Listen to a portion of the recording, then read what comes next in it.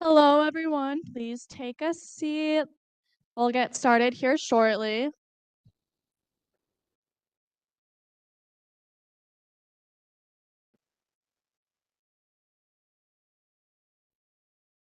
Thank you so much for coming. We have a very fun day planned. You'll learn a lot. But just to get us set up, this is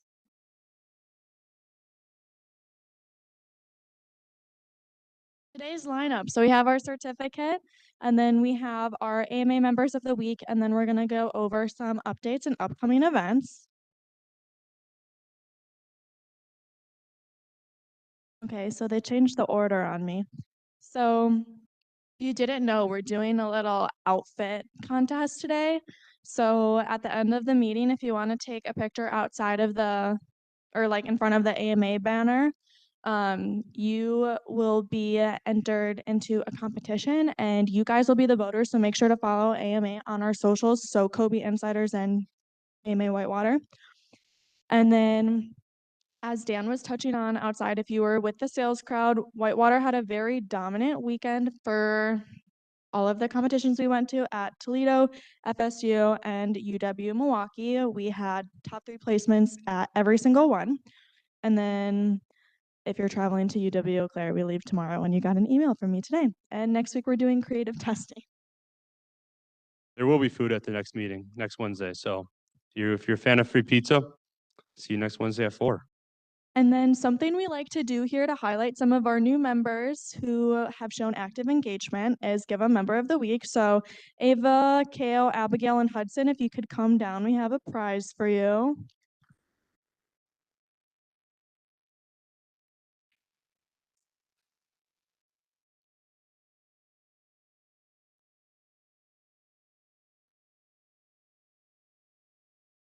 Thank you for being engaged.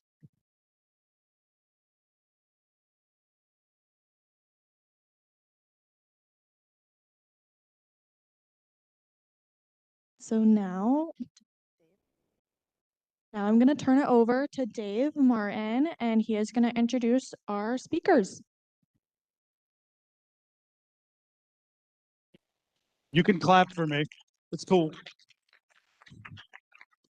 All right, you guys can come on up, have a seat.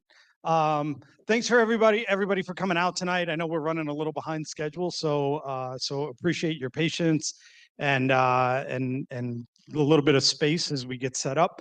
So tonight is the B2B Certificate series. We've got a panel of esteemed professionals with us, and we're going to talk about the finer points of these guys on the end. You guys are going to be trouble the whole night. I can tell already. So we're going to spend some time tonight talking about business-to-business sales and business-to-business marketing specifically, and the differences between that and business-to-consumer. For those of you that I haven't had a chance to talk to and haven't met, I spent most of my career in the business-to-business sales world. So this is something that I find personally interesting and have spent a lot of time with. So I'm always interested to see the input that these guys have and where we go from there. So I want to do some introductions and give these folks a chance to talk about who they are and where they're from. So we're going to start with Austin, right? Austin Sieski from Cintas. Austin, tell us real quick, give us a couple minutes about Cintas, your position there, how long you've been there, those types of things. Yeah, so my name is Austin. Worked for Cintas for a little over 2.5 years.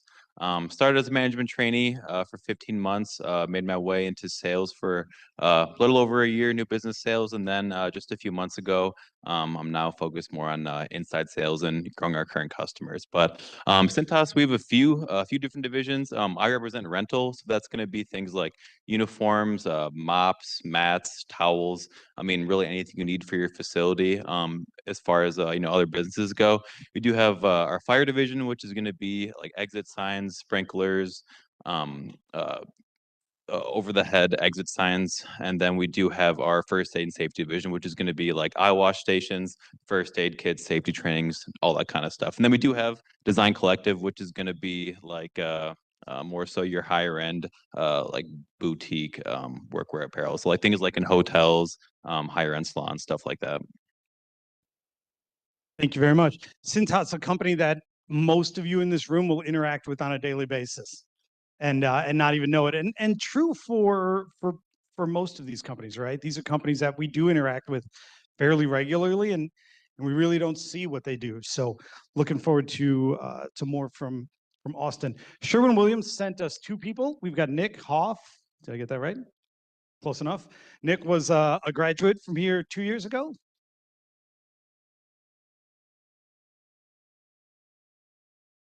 There you go. Yeah, I graduated here 2 years ago.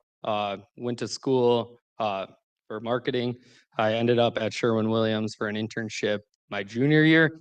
I really liked it. I stayed there working part-time while I was in school. Once I graduated, did the management training program with Sherwin-Williams.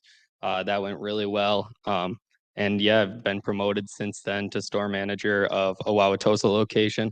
So I'm running about a $2.5 million branch out there. And yeah, I've really enjoyed, doing recruitment events here. I see a lot of familiar faces. So yeah, I'm excited. Okay, welcome back.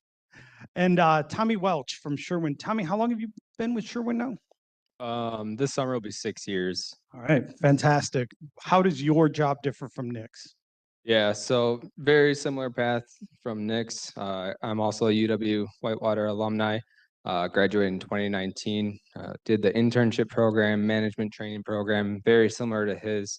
I've held a plethora of roles with Sherwin-Williams. So I started out store manager, assistant manager, store manager, sales rep, and now currently commercial branch manager. So I'm working with some of the largest commercial contractors in the Madison area. I'm dealing with architects, general contractors, designers, GCs, project managers, you name it. So I'm handling a little bit more of a new construction basis where Nick's handling it more so residential repaint properties, larger contractors that are focused on the residential repaint side. That would be painting your mom and dad's homes or even facilities like UW Whitewater. Okay, very good. Thank you very much. Where are we at? Diversitech. Tim Nye with Diversitech. Tim, what is your title at this point?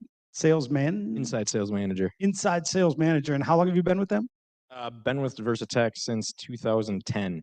Very good. So talk to us a little bit about your trek to where you are now and who Diversitech is. Yeah, so I started with our organization in 2010.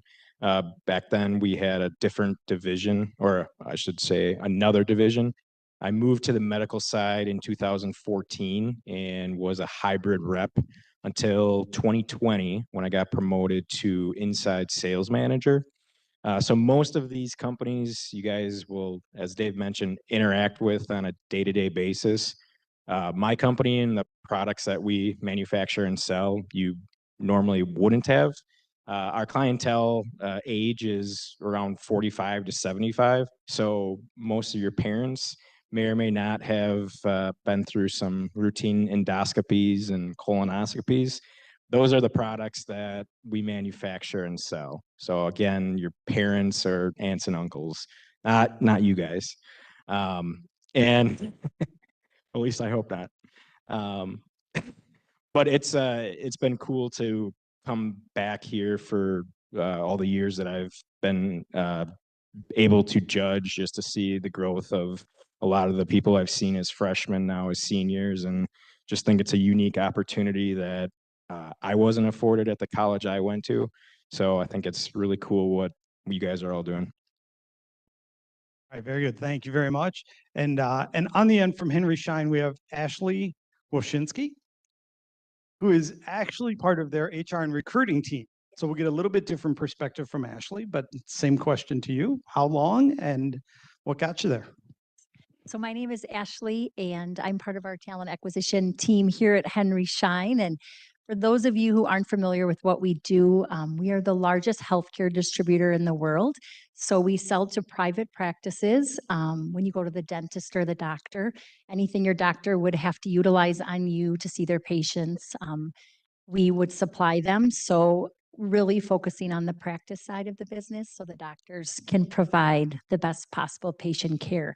I really enjoyed my time partnering with Whitewater, certainly when I first started at Henry Schein, I think we had 25 partnerships with sales programs as we recruit across the country.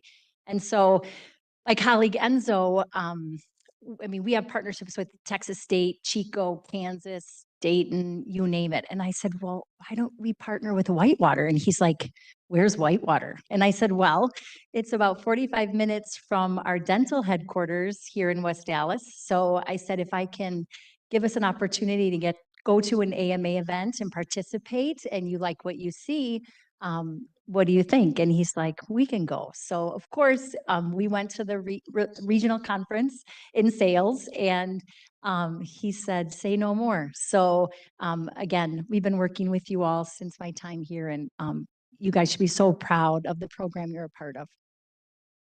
Right, fantastic. Thank you very much.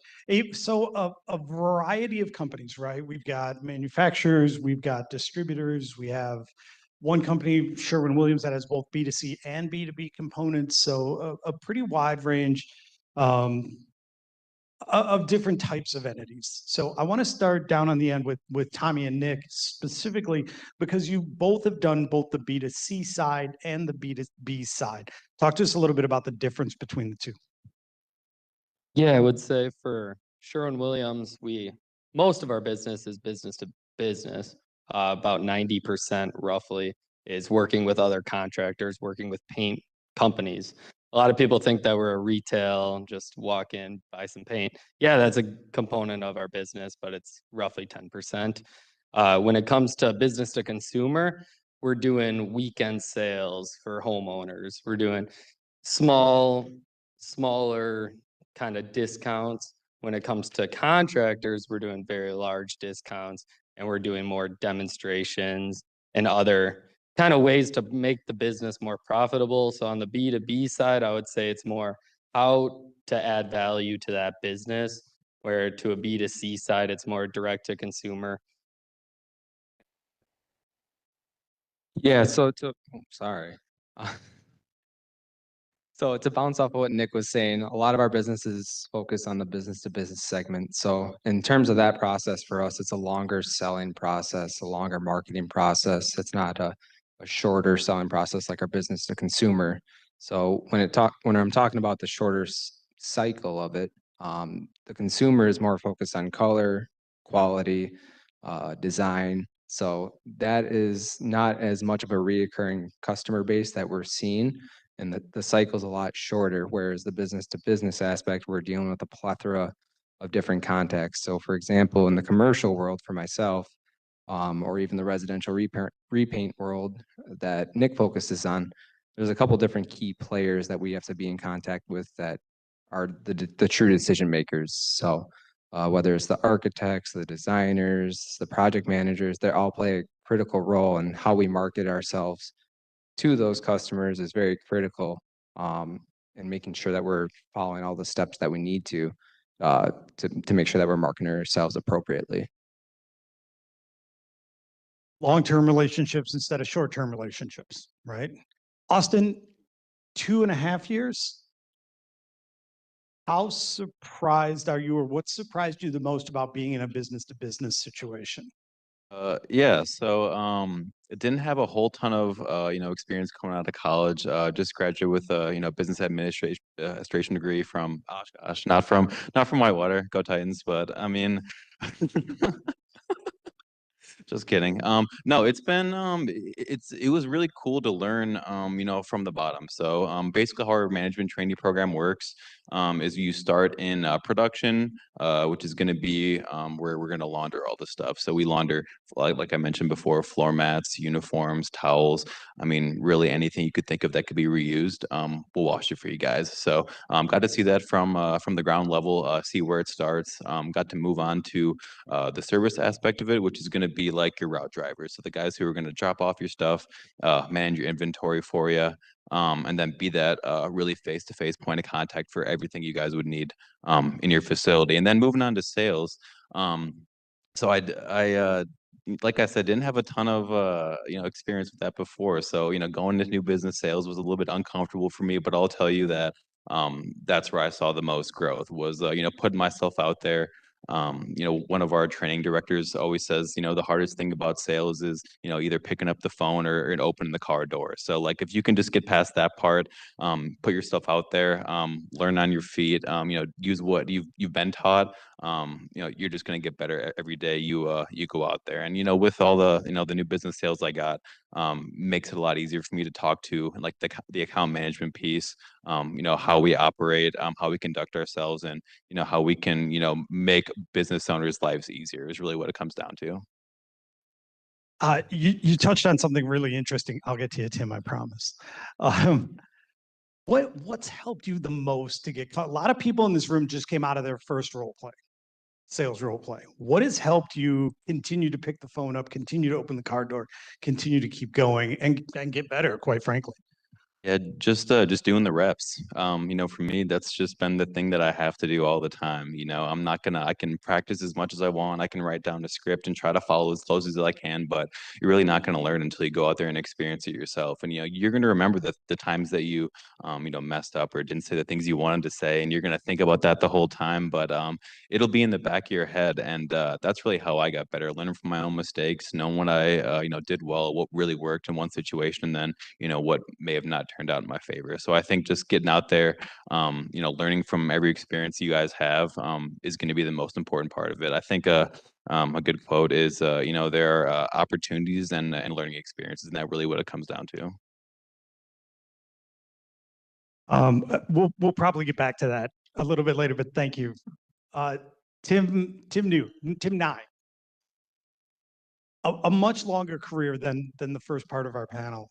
What have you learned over the history of your career, and what surprises you still about business to business, or what are the hallmarks of business to business sales and marketing? Yeah, I think to piggyback off what he said, it's understanding that you're not going to start your first job or your first week or month and just crush it. Maybe you will, and that's awesome. But knowing that the experience and specifically learning from the experiences.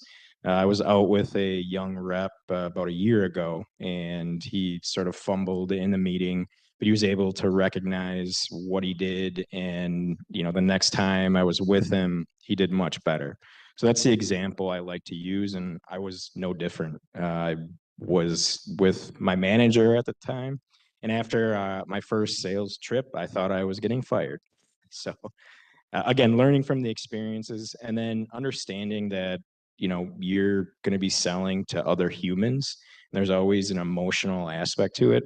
Understanding that, they might be having a bad day and they're not mad at you. They're just having a bad day. So understanding that not to take it personal, and it's not a bad idea to just live to see another day. When you're looking to bring somebody onto your team, and this will move from you to Ashley real smoothly. When you're looking to bring somebody onto your team, what are the qualities you're looking for? What makes a great new seller? That's a great question. I think number one is just being authentic or genuine. Trying to be someone else or someone that you're not, eventually you're going to get found out. So having that genuineness, having that drive. I always say, I can't coach your drive. I can't coach you to want to do things. You have to have that within you. Having integrity, I think that's important.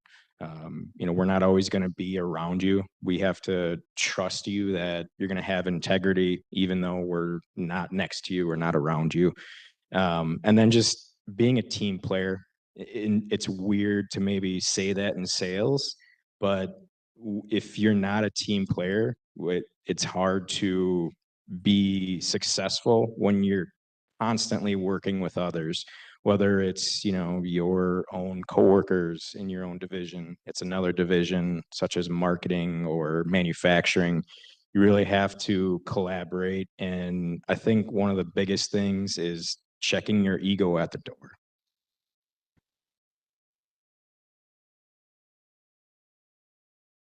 was taking notes for those of you that have been around me. You know, I'm taking notes constantly. So I was taking notes. Thanks, Tim. I appreciate that. And I'm going to come back to something you said in a little bit, but I want to jump over to Ashley. Ashley, on the HR talent acquisition side, a little bit different view for you. So similar to Tim's question, what do you look for? Business to business sales different than what most of us are used to in our day-to-day interactions, and sales as a profession different. What sets somebody apart for you? Yeah, so at Henry Schein, our process is very consultative, so it's not a one size fits all for every office. So being able to continue to do the reps, as they mentioned, the consistency, the emotional intelligence. I mean, you're calling on doctor's office and dental offices, right, where a lot of stuff can be going wrong. So knowing when it's a good time to want to talk to the doctor, the decision maker, and picking up on conversations that are happening in the waiting room or picking up on a problem they might be facing. Kind of the front desk sometimes is talking about those types of things. So having the emotional intelligence to pick up on that stuff, look where there are opportunities for you to solve a problem.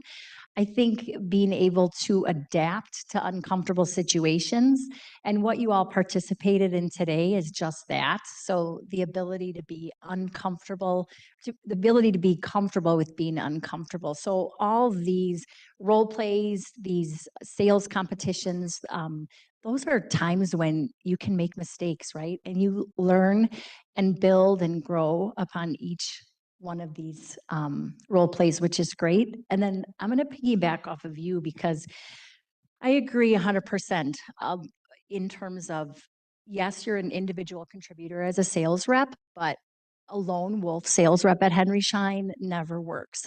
You do have to have the ability to collaborate. You have to want to celebrate the wins of your colleagues, because you could be having the worst day and get on a call with your teammates. And I've heard this from managers where they'll say, a new rep got on and said, I just got my butt kicked all day long. Please, someone share with me something that went well. So it is being happy for your colleagues because you're, contributing not only individually, but to the greater good of a team. And this is where I wanted, when I said I was going to go back to what Tim mentioned, I want to give the other end of the chairs here is a couple seconds to talk to us about teamwork, right? One of the things that separates business to business from business to consumer is generally there is an army of people behind you that are actually going to deliver on what you promised. So I'm going to start down here with Tommy and Nick. Talk to me a little bit about what teamwork looks like at Henry Schein, or I'm sorry, at Sherwin-Williams. Yeah, I can talk about it. So as a manager of a staff of around 8, when for business to business, for instance, if one of my contractors comes in and I'm not there, or I'm in the office or something, I need those conversations in the process to go as smooth as possible for that contractor. If that contractor is working with even my part-timer, I need him to just be as strong as our management team. And when it comes to sales, if we're trying to work on a project, I want my assistant, I want my full-timers, I want everybody to be involved in that process.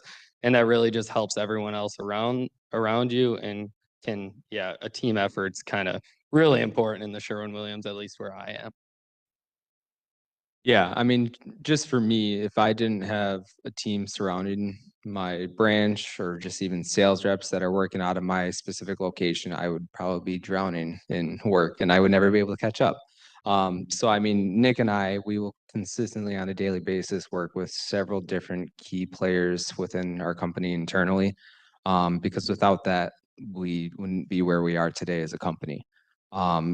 Just as an idea of how I utilize it, seeing I've been on both ends of the spectrum of sales rep and then also now a commercial branch manager.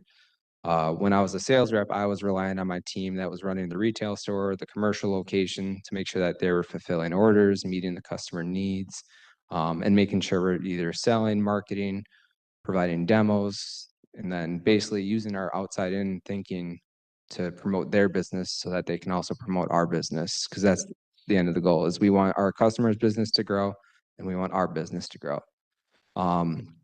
On my side of the spectrum of commercial world, I'm dealing with people from Cleveland. I'm dealing with people from Ohio, or Cleveland is Ohio too. So sorry. But I mean, I could be working with someone in California or Illinois. Um, I could be working with a national account executive that's trying to secure a national agreement so that we can sell to this management company. Education agreements, things like that. There's so many different key players that we rely on, not outside of just sales and store managers, and part-time, full-time associates. We're dealing with district sales managers out of another area. We're dealing with an architect account executive who is providing a specification for a new building at Whitewater, whatever it may be, just using an example. So there's so many different players that we rely on to go towards the common goal.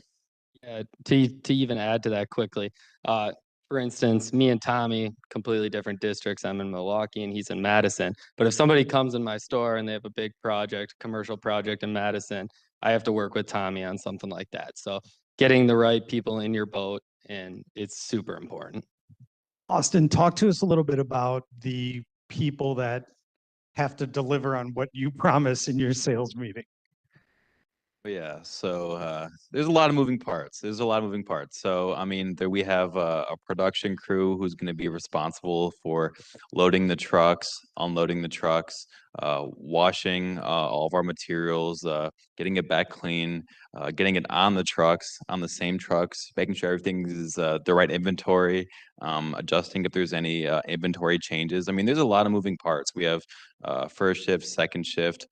We have 35 routes, over 4,000 customers. So you can see how it would get pretty hectic. So we have, a lot of people in production, a plant manager who's focused on, efficiency, really capacity without cost is what we like to talk about. And that's pretty much just, operating at the highest possible, rate without, having a drastic cost increase. So production is one part of it. Service, getting everything out there in itself is pretty tough too, with holidays, with closures, with businesses closing down, with changes that happen on the fly.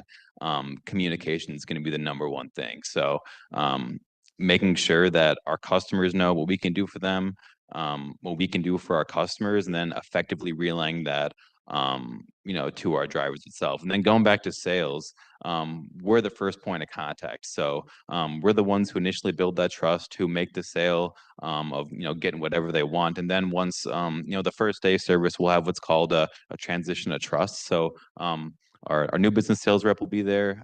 The route driver who's going to be responsible for that customer is going to be there.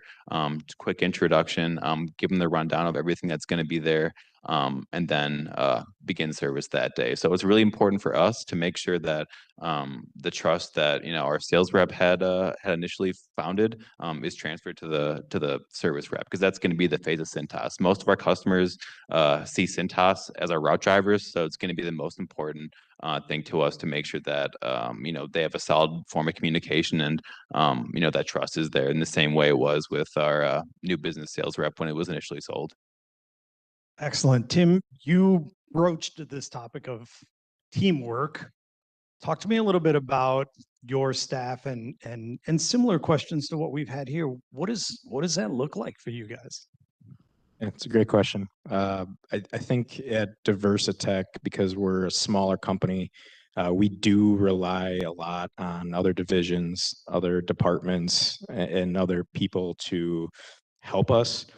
For instance, I might get a question from one of my reps, and I might say to that rep, I have not heard that before, but I will make sure to get back to you with an answer on how to proceed. And I always tell my reps, it's vital to let the customer know you're going to get back in touch with them to get them an answer. You don't always have to give an answer right away, especially if you're not 100% sure. The customer is going to appreciate getting an answer, not getting something that might not be accurate. So then I have to go to maybe our product manager who's in marketing, and she might drop whatever she's doing to help me. Of course, I'm asking her in a nice way. But we do truly have this open door policy at Diversitech where it's almost inherent and expected that we are going to pick up the phone. We're going to get back in touch with the coworker, especially the customer. I think that really helps to kind of just go down the line where now it's expected. And because again, we're a small company, everyone has to work together and be on the same page. So I love this topic, and it wasn't on the clipboard, so thank you guys for playing along. There's this weird moment in business to business sales where, and I'm sure this happened to all of you, where you realize that you can't actually deliver on anything that you just promised. And you're solely relying on the people that are around you. And so it becomes this process of selling internally as much as selling externally and getting your team on board. So thank you very much for that. If I just want to add one quick thing. Probably 10 years ago, maybe a little bit less, we did have what you might have heard. It's just called silos in your company, where one department or division is not really caring about the other, and they're only looking out for what their objectives are. That can really harm and hurt the objectives of the company.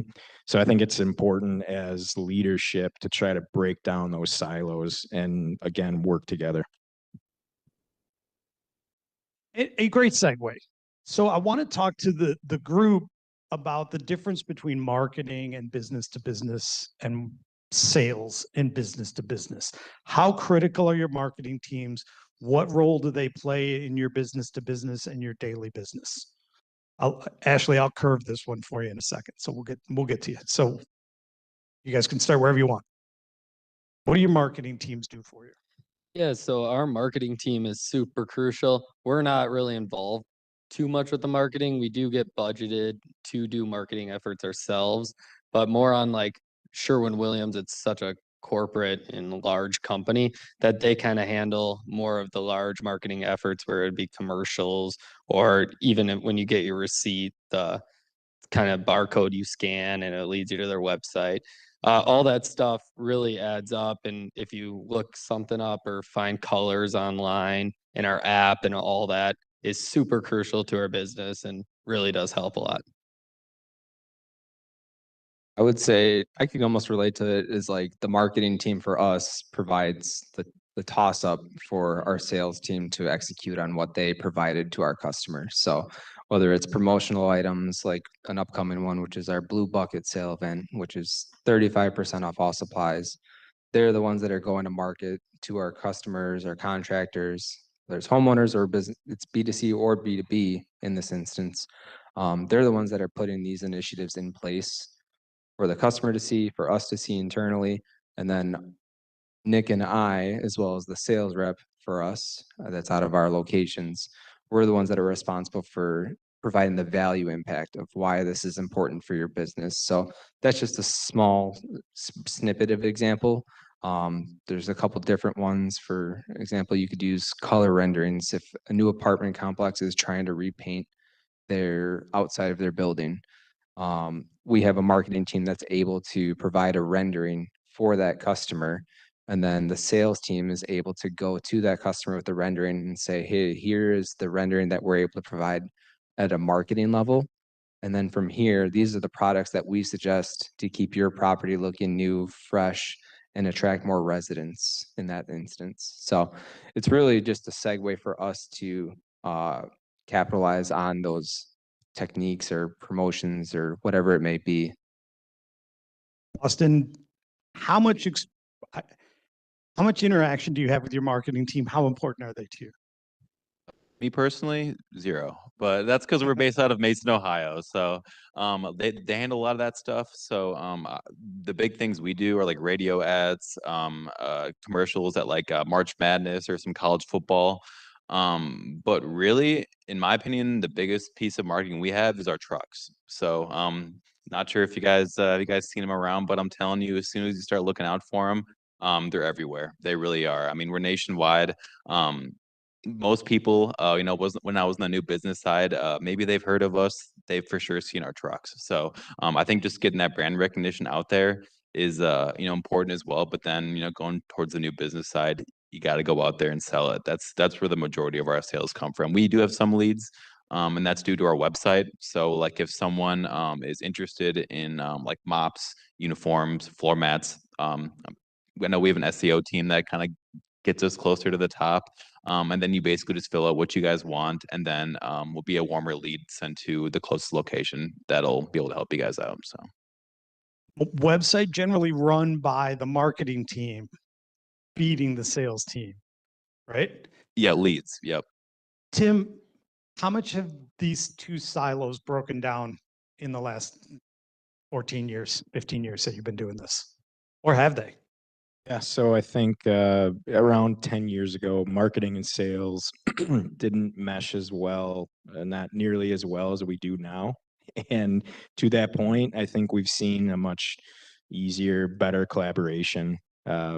Maybe in the past, marketing would just, print out some brochures and handouts without really consulting the sales team to see if that's the best way or if that's the message we wanted to get across. Now that's completely different. We're changing our website. The unique thing about Diversitech Healthcare is our customers know us from the reps that they have, and we're trying to change that, the brand awareness, the brand image, where it's not just the rep. So the rep actually has a big responsibility to deliver on that, as we were talking about earlier, because if they don't, the customer knows us as, oh, well, they can't deliver on what they're saying. They're, not getting their product out quick enough. So it's so important to be able to break those silos down, to work with the marketing department, because they're driving things that just help us. So if you have a better collaboration, you're just going to reach your goals that much quicker. Ashley, how much has this breakdown of silos, which I can echo what Tim has talked about, how much has this changed your work? How important is flexibility as you look for people both in this industry and just generally for staff, for hires? I think it's really important because like our field sales consultants, I would refer to them as more of a quarterback. So they're kind of the front lines, but then they penetrate relationships, let's say with our brands team, where we have exclusive product lines within Henry Schein. And so you have to be able to work with our brand specialists. We have equipment specialists and technology specialists. So you might identify a lead in an office. And so you have to be able to penetrate those relationships to have an equipment person come in and do a demo alongside you. But I think what's great about it is it opens up your eyes. As an FSE coming into the organization, you have to learn pretty much everything about the business, but then you get exposure to these other areas, which kind of helps you figure out what you're most passionate about, and then it leads into other opportunities for you in the future within the organization. If I answered your question. Yeah, you did, and brought up another topic about where do we go inside of companies, and I'll hit all of you again on that in a minute. So we'll get back to like career tracking and mapping in a second. What's the most challenging part of your jobs as B2B sellers, B2B professionals? What's the biggest roadblock?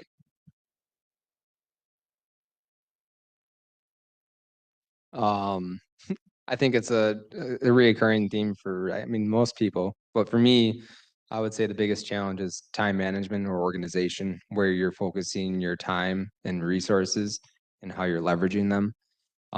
Because if you can't manage your time or you can't organize your time efficiently and effectively, you'd be running from behind, or you're just always going to be trying to catch up. And if you can organize your time and organize your day and what customers you want to see or reach out to, you're just going to make your life that much simpler.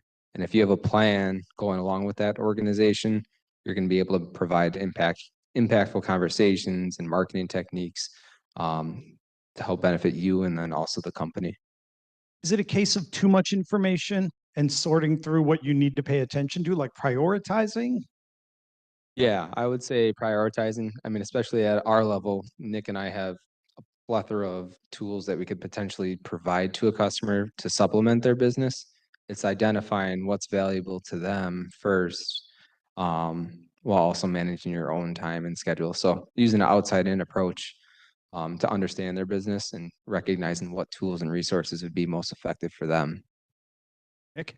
Yeah, and I guess adding to that, making a really good schedule and giving yourself time in that schedule because it's going to move around. But if you're not structured when it comes to that, especially with in our world with contractors, it's very easy to get distracted, be on a job site with maybe a small opportunity, and you're stuck there all day. You really need to know how to prioritize your time, and you want to put as much time towards those small contractors that might lead to a bigger opportunity, but you also want to take care of your big opportunities because if you lose one of those, then you're in a tough spot. Austin? Yeah. So I'll talk about new business first for a sec. I'd say the biggest challenge initially is going to be like that value proposition. There are a lot of different companies who, do what we do. And we're usually not the cheapest. So I think the big part is, gaining that trust, really showing them the value of a Cintas program versus, what else you can get out there, whether that's another company or just doing stuff on your own. It can be done, but there's a reason why we have, millions of customers that trust us every day. So I would say just making sure that they, trust us and, are going to give us the keys to their place and make sure that we're, we're doing the right job. So, and then kind of working with current customers, I'd say the most challenging thing is communication. Just because, like I said earlier, there's so many moving parts. There's so many different drivers, cover a pretty wide territory of customers, and kind of just coordinating, quick ads, whether it be like an extra format or a new product, or getting our installer out to put up some new cleaning chemicals or paper dispensers, or really, there's a million and one things that we can help business owners out with. And I guess just got to be really concise with what you want and clear with all communication. And as long as you do that, you should be okay. Tim, it's a two-part question for you. Hardest part of your job, hardest part of the job of your direct reports, your individual sellers. Hardest part, not to steal what these gentlemen said, but I would I would very much agree, is the prioritizing and time management.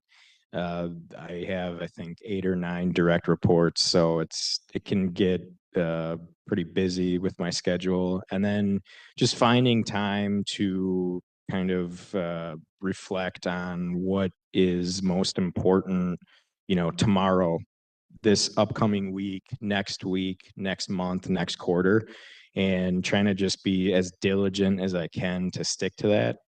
But then realizing that things are going to come up and it's okay if maybe this doesn't get done immediately, but understanding that you have to prioritize things to make sure that your, schedule is running as it should.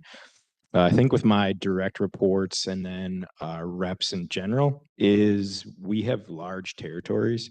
So in I would say most states, there's one rep per the entire state.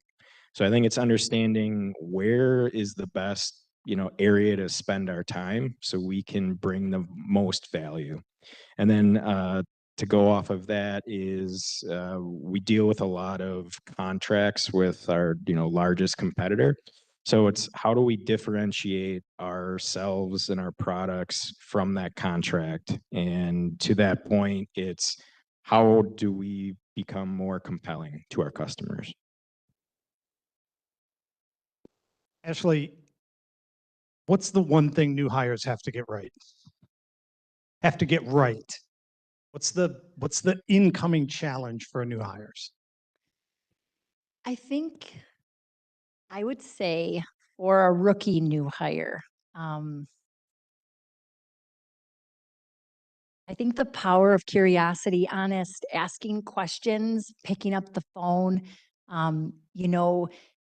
building your network internally and externally, and just using curiosity as a superpower. And there's not dumb questions, right? When you're first starting out in your career, I think you need to give yourself grace, especially you're a senior graduating, you might be a top sales student, top dog, right? And now you're starting this new chapter. So celebrating even the smallest wins along the way, really continue to help you grow, because you're going to hear a lot of no's and more no's than yeses, but a no is a step closer to a yes, because, you know, in that time, maybe you haven't presented the right solution, or maybe a doctor wants to see you committed to coming in consistently, like you say you're going to, for a year before they are ready to turn their business over to you or give you a chance. What about for somebody who's a little, how does that differ for somebody who's a little more seasoned? Since you said rookie seller, what's the difference? Yes. So for someone who is a little more seasoned, I think at Shine, the beauty of it is we are a larger company where we have a lot of different resources. But I think sometimes you have to understand how to utilize those resources, which is all part of our training for new hires either way. But if you don't know how to utilize those resources that are in front of you, it's hard to maximize and make your job easier. They're there to make your job easier. Sometimes it feels like you have to go through a lot of red tape, but once you figure out how to navigate, I feel like I learn something new every day. I learn about a new area of our business, because we own companies within Henry Schein where I'm like, what? We do that too. So for sales reps, there's so much they can offer their customers. So kind of breaking it down and learning a little bit about it every day, I think. Very cool. Speaking of learning about things, we are on the edge of a major technology move, right? We're all looking at AI, wondering how it's going to impact us. Talk to us a little bit about the impact of AI, if it's hit you, the impact of technology, and how having a cell phone in your pocket or having all of this information at your disposal at all times, how do you use it? How does it impact your day-to-day work? Start wherever we want. Austin? I saw Austin nodding. We'll give Tommy a break from going first every time. Yeah, I can start. So we as sales reps, we have what we call phone block Mondays and Wednesdays. So basically, we just take our Monday and Wednesday morning and are just calling prospects. One big advance we've made was pre-populated phone block list. So we have hour 1, 2, and 3, and hour 1's going to be your warmest calls. So like places that you've been in before, people you've met with before. So it's not just a straight cold call. And then hour 2 and 3 are going to be more tailored to what you sold in the past, what people have been searching online as far as our website, you know, what kind of traction they're having in similar markets. It'll be pre-populated to where you'll have the same talk track for every call you make, and you'll have a contact associated with that as well. So that's just gonna, you know, expedite the whole process of, you know, actually getting people on the phone instead of calling. You know, being realistic, some places there's no chance of being sold, you know, so there's places where you could just save your time elsewhere. Go ahead, Nick. Yeah, and I get to add to that, in the sales world, AI is going to be pretty important. It already has evolved quite a bit. For instance, back right when I started, it was kind of getting there, but it's already gotten so much better in the last 3 years. But we'd pretty much have to write down every interaction we had with a customer, and that's just not really helping us out at all. So now we have everything like in a database that kind of helps us just stay organized and log. So the next time I have that interaction with the customer, he's not, oh, why 2 months ago did you forget about this, or whatever it may be. And on the marketing side, I don't work with the marketing team directly, but I'm guessing that that's just going to continue to evolve, especially on the Sherwin-Williams end when it comes to color schemes, maybe what you look at your cookies on your phone or something like that and see, oh, he likes that color or she likes that. So I think there's a lot to maybe grow on. Sherwin-Williams was a little old school, but yeah, eventually, yeah, I'm sure that'll be a big thing. Tommy? So in terms of like AI platforms that we've introduced recently, we used to have an app on the App Store, whether it's Android or iPhone. Basically, it allows you to select colors. You could take a photo of this room and it would select colors through AI, and it would create a different scheme or color setting with that exact photo that you took of the room, and implement that by using like characteristics of the flooring or the pillows or the couch, whatever it may be. So that's just like more of our B2C aspect that we're seeing. We're now evolving that into our B2B aspect, whether it's like color renderings for an apartment complex, to make our presentation more professional and effective.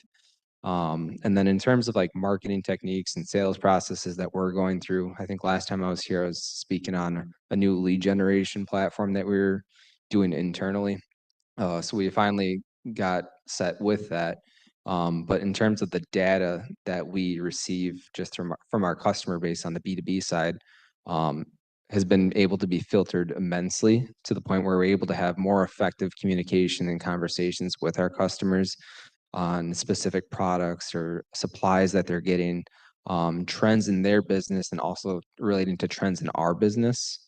And I don't know how much of an AI impact that has directly on the lead gen platform, but I mean, we're using an insane amount of data that's allowing us to reach this customer base and tap into a larger share of their wallet. Absolutely.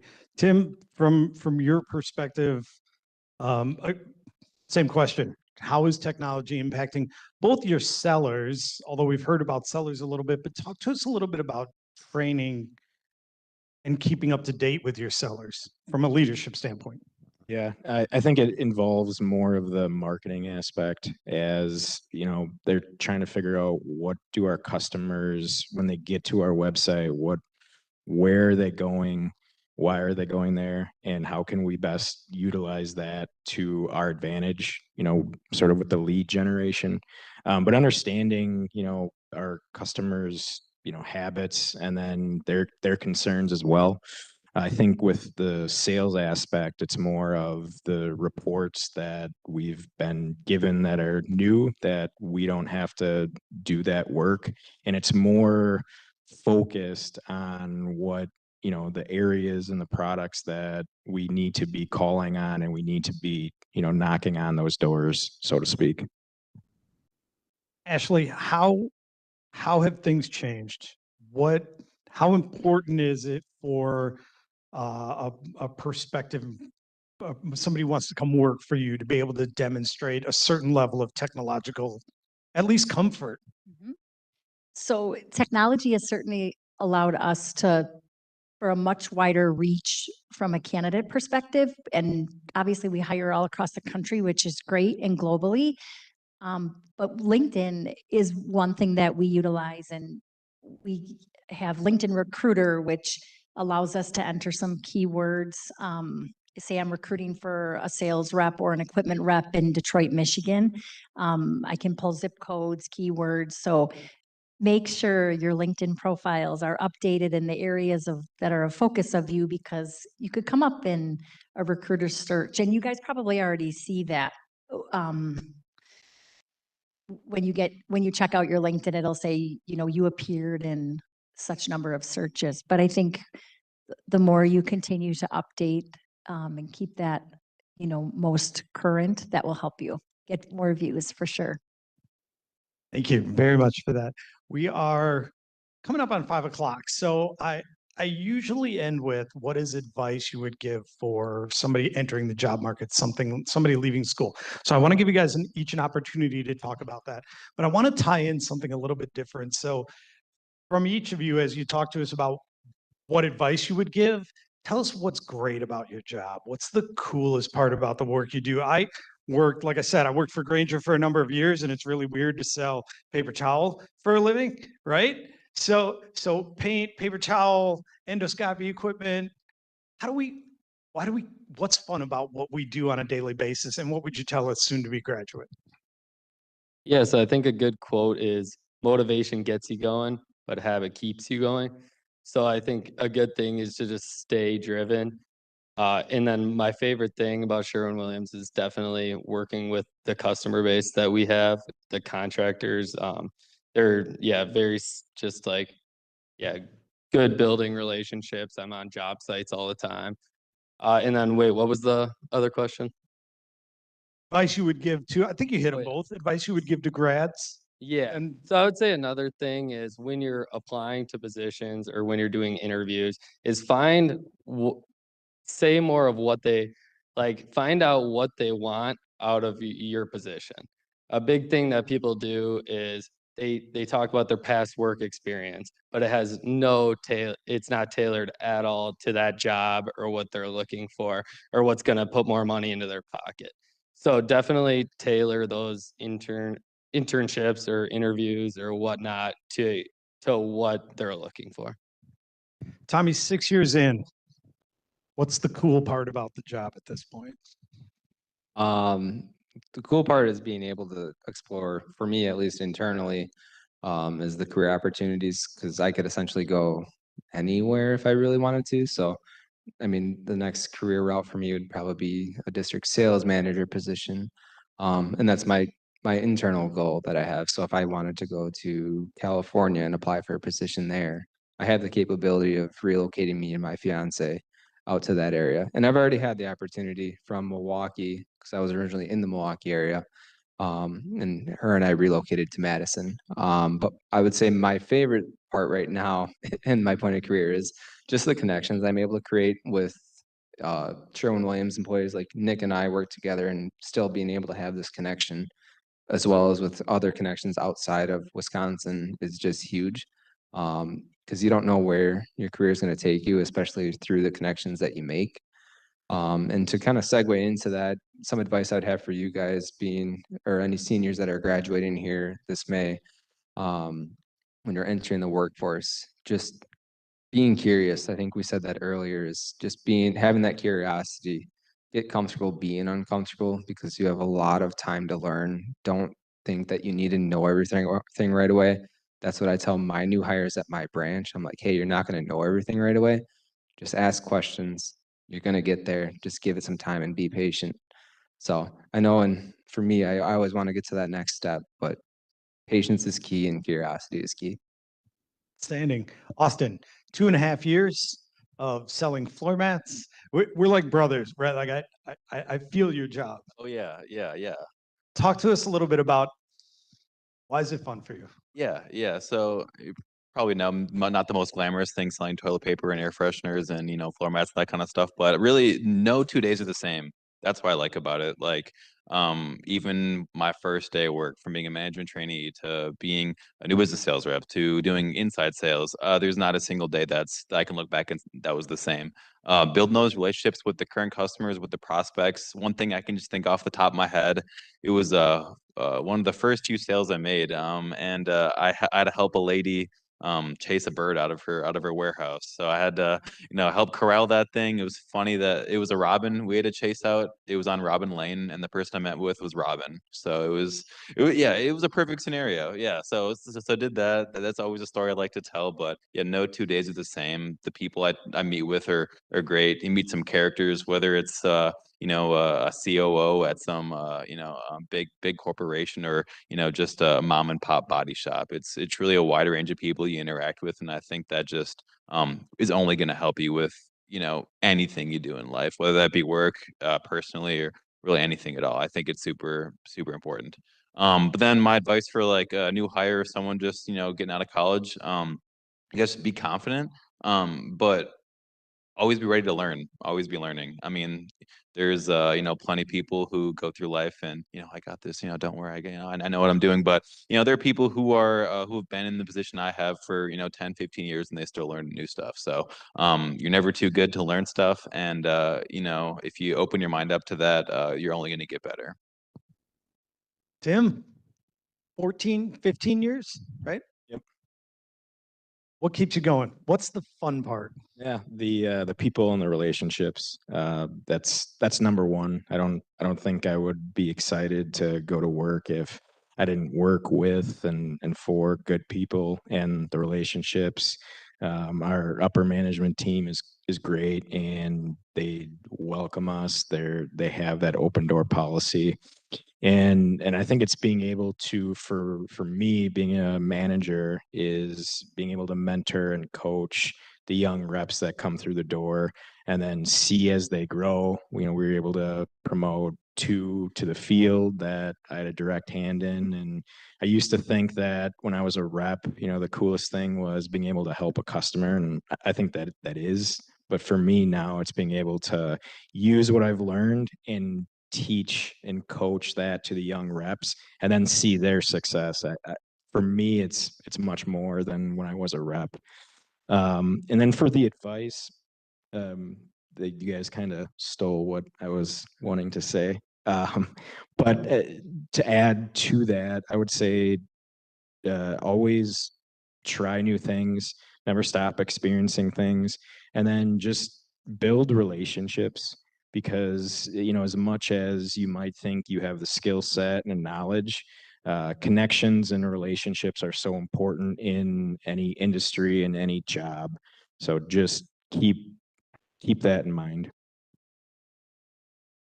From the view of the veteran talent acquisition specialist, Oh, what's the best part of the job?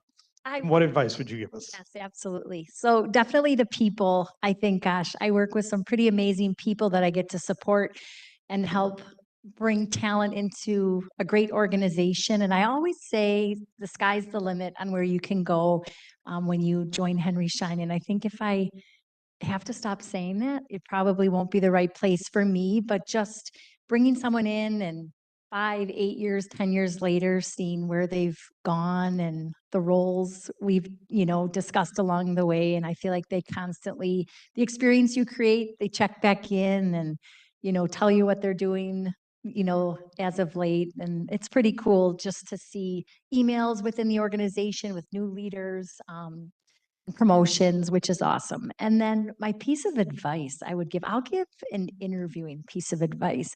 So even if you're not interviewing for sales, always close the interview. So you can Google it and make it your own, but I think reiterating your interest in the role. Ashley, thank you so much for meeting with me today. It was a pleasure learning more about the field sales consultant position.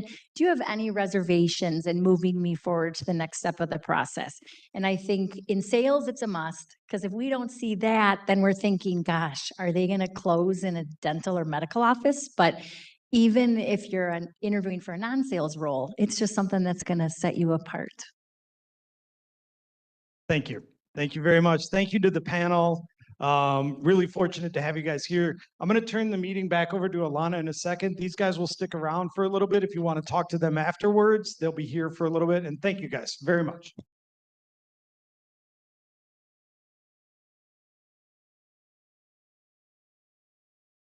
Thank you again, partners. I know some of you are here kind of last minute, so we appreciate you so deeply. And I wanted to give a big shout out to Dave. He always does such a great job moderating. If we could give him a round of applause as well. All right, please scan the QR code if you did not yet already. And then there's instructions on how to enter in the outfit contest on the AMA Whitewater Instagram story if you're interested. And then if you are still looking to get involved with a directorship, please scan this QR code. We'd be so happy to have you on our team. We're looking for help anywhere that we can get it, and we'd be really excited to show you how to do everything. That's it. Thank you.